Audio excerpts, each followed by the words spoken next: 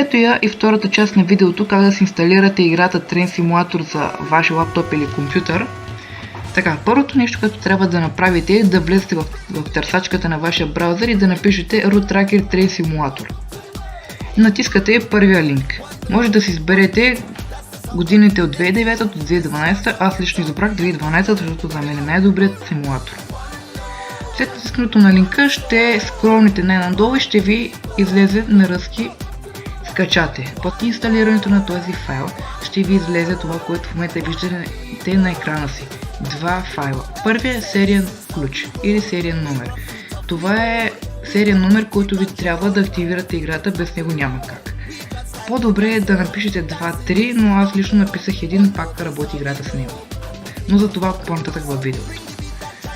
После натискате второто, което е да инсталирате отново играта. В момента това, което виждате на вашите екрани е активирането на играта чрез наличието на сериен номер, който показах в началото на видеото. За тази цел влизате в този компютър, избирате папката там, където са изтеглените файлове сериен номер и файла за главното инсталиране на играта. И след това влизате в папката сериен номер и копирате първия сериен номер, копирате го, влизате в менюто на играта и го поставяте и по този начин активирате играта и преспокойно може да